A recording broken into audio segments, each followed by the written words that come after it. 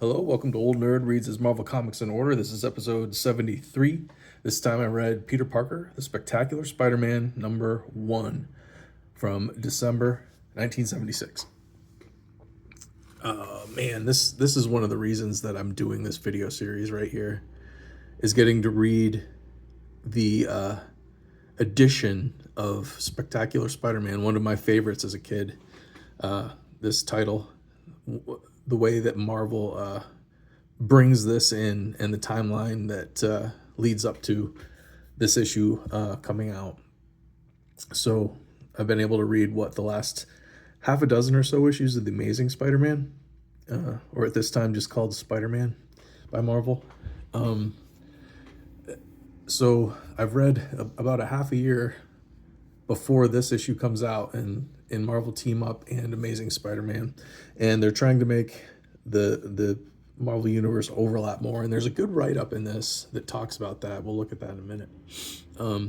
But yeah, to be able to reach this point in reading my Marvel comics in order is pretty exciting, actually. This is one of the big first milestones for me personally, reading through my comics like I am in release date order, because I read a lot of these growing up.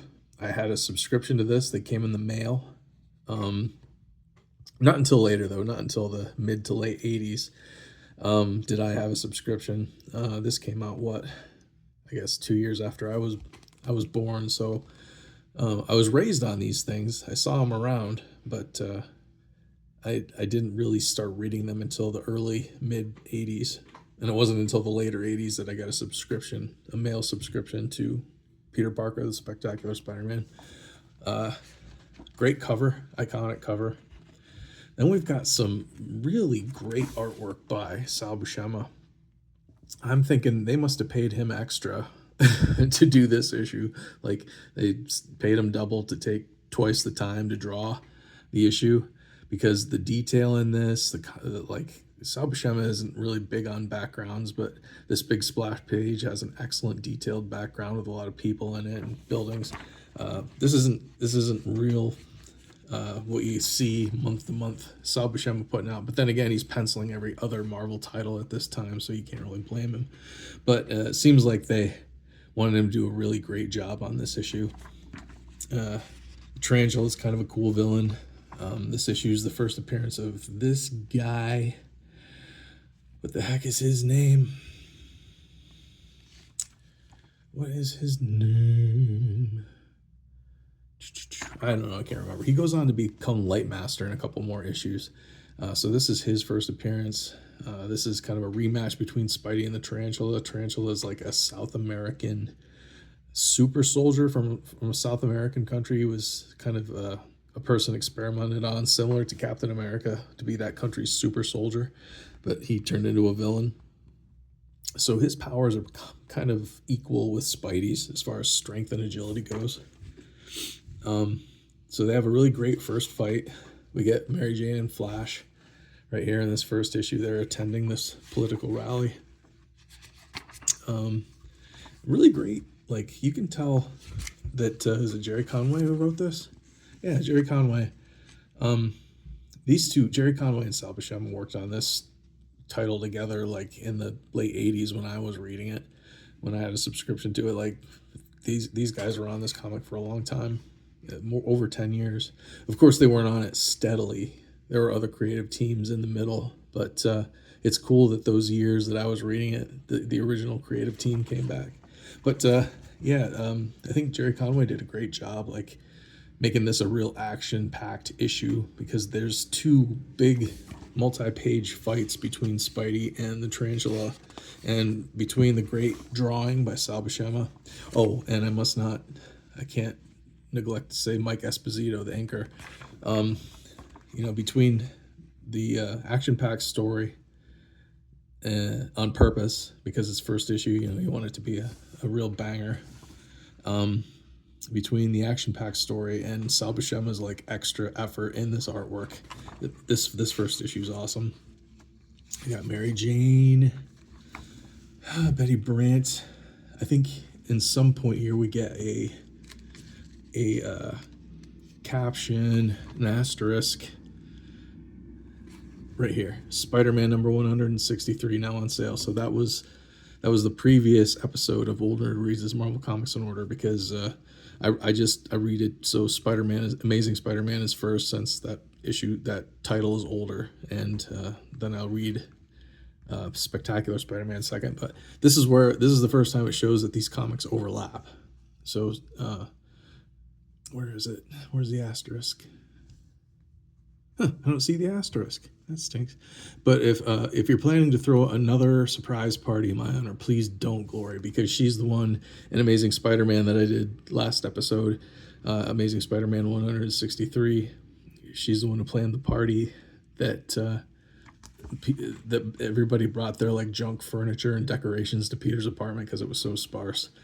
So they're overlapping.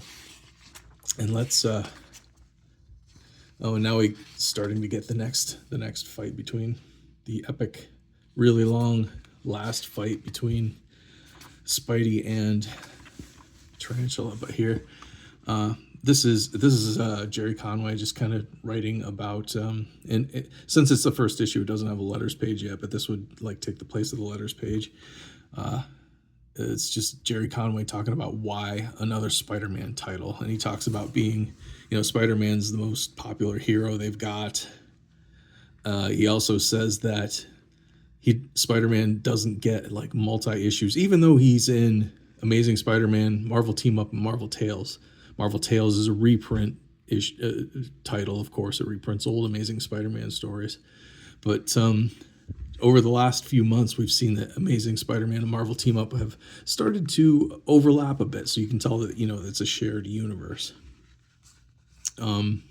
So even though he had those two basically titles with brand new Spider-Man stories every month, it wasn't enough.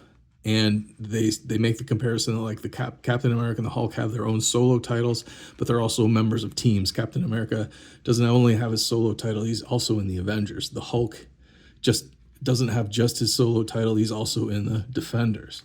So you can see the Hulk and Captain America in their solo and team books. And so their logic here is that those heroes get extra exposure because of that. And so I guess Peter Parker, the Spectacular Spider-Man, is just their way of giving Spidey a team book without giving him a team book here. But that was their one of the reasons. And then, where is it? That's excellent. We're going to try something. Okay, here it is. Here's what I've been talking about with these issues of Marvel Comics coming out in 1976. Like the last several of my Old Nerd Reads His Marvel Comics in Order episodes have covered, like they're starting to do this more and more of this overlap, which must have been some kind of edict from on high in editorial. But what it says is we're going to try something different with this book, something that really hasn't been done before to this extent in comics. Characters and subplots are going to overlap between Peter Parker and the regular Spider-Man book, aka Amazing, moving back and forth in a carefully structured ballet, we hope, that will bring you more story than you could possibly have in one monthly magazine. So I'm going to coordinate my stories with the stories in The Amazing Spider-Man, and what isn't covered in that book will be covered in this one. In other words, instead of two regular Spider-Man comics, you're going to have one double-sized comic. At least that's the way we see it. Naturally, there'll be some growing pains. Some issues won't mesh as comfortably as we'd like. Others may be slightly redundant, but in a few months, we expect you'll see something special growing before your very eyes. So, yeah, that's what I've been seeing while I've been reading these early issues in my collection, is Marvel suddenly wanting to make their all their titles overlap. But for the rest of this issue, it's just this huge brawl between, look at this splash page, it's just a huge brawl between Spider-Man and the Tarantula, two pretty evenly matched superheroes and supervillain. But it kind of ends on a draw, like Tarantula gets away, so he's going to be back next issue, as well as Kraven the Hunter. So that's gonna be fun. That'll be in a few episodes from now when I get to it. But like I said, this is kind of a special title to me. One of one of my childhood favorites. So I hope you enjoyed listening to me ramble about it. If you want to hear more, subscribe, please. Please like and share the video if you would. I really appreciate you watching. See you next time.